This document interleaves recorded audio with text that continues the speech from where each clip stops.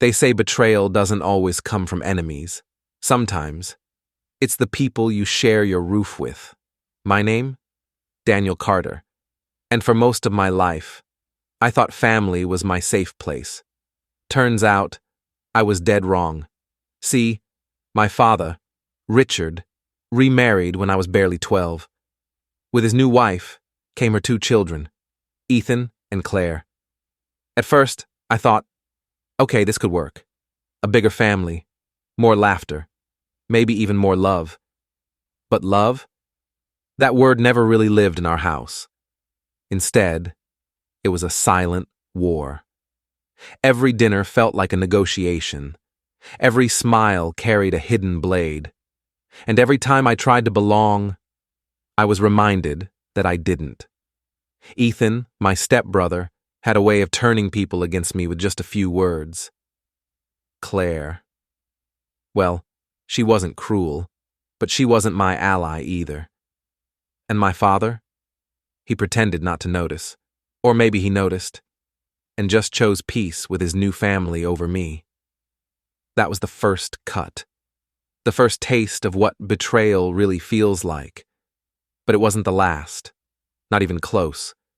Because the storm that was about to come would tear apart everything I thought I knew about family, loyalty, and blood itself. So, sit back, grab your coffee, and make sure you're subscribed. Because this story, it's only just beginning. You think siblings are supposed to protect you, but mine, they became the fire that tried to burn me alive. Ethan's hatred wasn't just words anymore. It was in the way he slammed doors, the way he stole my things, the way he whispered lies to my father when I wasn't around. Daniel's lazy. Daniel's selfish. Daniel doesn't deserve your trust. And slowly, those lies became truths in my father's eyes. Claire stayed quiet, but I could see it in her face, sometimes pity, sometimes fear, like she knew Ethan was crossing lines, but didn't have the courage to stop him. I was trapped, a stranger in a house that carried my last name, and every time I tried to stand up for myself, I was painted as the problem. But let me tell you something. When you corner a man long enough, when you strip him of his voice, his worth, his peace, you create something far more dangerous than hate. You create revenge. And in those nights when I lay awake, staring at the ceiling, listening to Ethan's laughter echo through the walls, a fire was quietly building inside me. I didn't know it yet, but that fire was going to consume everything. And this was just the beginning. Stay with me, because in the next part, you'll see how one act of betrayal turned that fire into a storm. They say, trust is the most expensive thing you'll ever own, and mine was about to be stolen. It was a Sunday afternoon, the kind of day that should have felt safe, quiet, warm, but Ethan, he never allowed peace to live too long under our roof. He came to me smiling. Yes, smiling. The kind of smile that hides a knife behind the back. Daniel, he said, Father wants to see you. He found something in your drawer. Confused, I followed.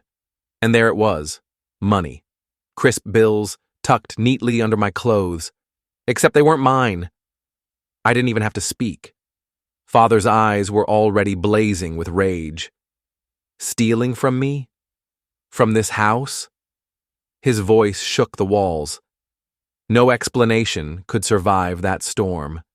Because in his mind, Ethan's story had already become the truth. That day, I wasn't just accused. I was condemned. And my so-called brother stood in the corner, smirking, watching my world collapse. Do you know what it feels like when the ground you stand on is ripped out from under you? That was the first time I realized blood doesn't always mean family. Sometimes Blood means enemy. They say when a lie is repeated enough times, it starts sounding like the truth. After that Sunday, nothing was the same. Father's trust in me shattered. Mother's eyes filled with quiet doubt. And Ethan, he thrived in the shadows of his deceit. Day by day. He whispered poison into their ears. Danial is reckless. Danial can't be trusted. Danial will bring ruin to us all. Each word, a blade, each silence, a wound. Soon, I wasn't just isolated, I was invisible. Conversations ended when I entered the room. Chairs shifted away at the table. Even Alicia, my sister, began to keep her distance. And Ethan? He was no longer just my brother. He was becoming the golden child, the perfect son, the one everyone leaned on, while I became the shadow in my own home. But here's the thing about shadows. They see everything, every smile, every whisper, every betrayal. And in those silent nights, I began to understand. Ethan wasn't just trying to ruin me. He was planning something much, much bigger. They say, power doesn't corrupt people. People corrupt power. It started with whispers of business deals, late-night calls father didn't know about, meetings held behind closed doors, and Ethan, always there, always listening, always taking notes. He was building an empire, not for the family, not for unity, but for himself. And the cruelest part? He used my mistakes, every single misstep, as stepping stones to climb higher. I remember the night clearly. Father had poured a glass of wine, his voice heavy with doubt. Daniel, he said, maybe it's best if Ethan takes the lead. You need time to find your way. Find my way? Number Ethan had stolen my way. Brick by brick, trust by trust, he had built his throne on the ruins of my name. And while they crowned him the golden heir, I watched. I waited. Because even the most perfect plans have cracks. And Ethan's plan? It was about to meet mine. They thought I was finished, a forgotten son, a shadow in the corner of a grand stage. But shadows move quietly, and when the light shifts, they strike. It began small, numbers in a ledger, a contract delayed, a supplier who suddenly went missing. Ethan thought it was bad luck. He didn't know the storm had a name. My name. I made allies where he least expected. People he overlooked, people he treated like pawns. But pawns, when united, can topple a king. The first real blow came one night at a board meeting. Ethan walked in confident, ready to present his grand expansion plan. But when the documents hit the table, they weren't his numbers. They were mine, exposed, twisted, revealing deals he never made, and lies he could never deny. Father's face darkened, the board murmured, and Ethan's golden mask cracked. For the first time, he wasn't untouchable. For the first time, he looked afraid. They say, blood makes you family, but loyalty, that makes you brothers. And Ethan was never truly my brother. The night after the boardroom humiliation, Ethan came to me. Not as a brother, not even as an enemy, but as a predator who realized someone else was hunting him. Stay out of my way, he hissed, his eyes burning like coals. You think one trick makes you strong?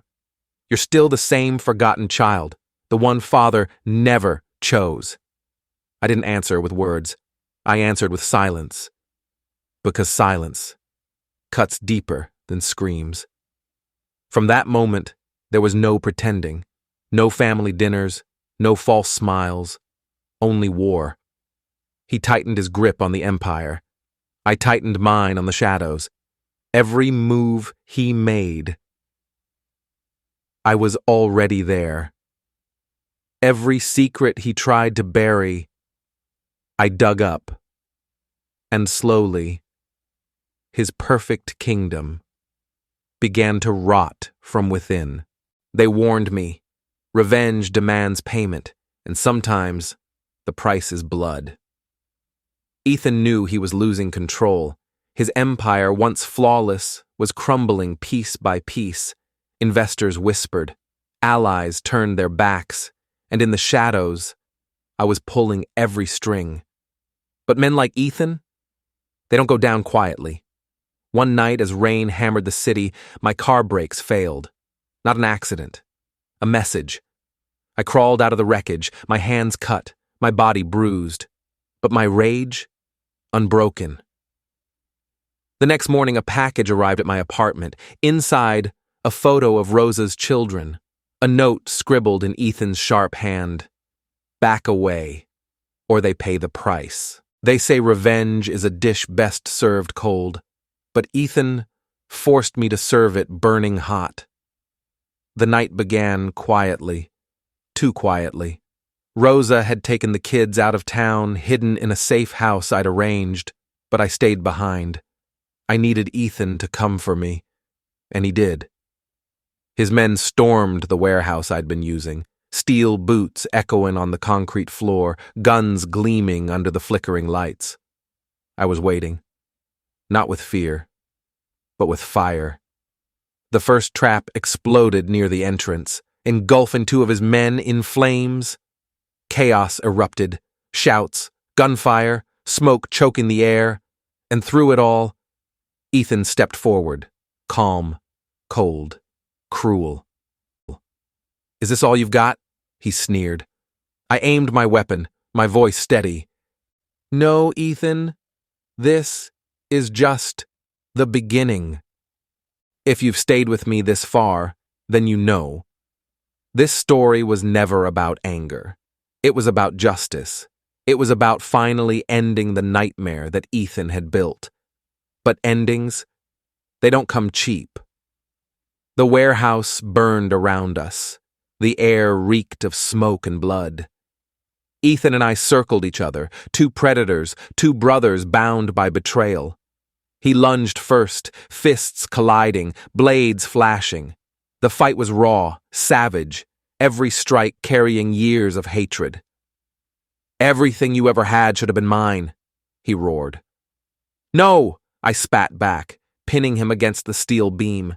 You destroyed yourself. I'm just finishing the job. The final blow came swift, and when Ethan fell, so did the storm inside me. Silence.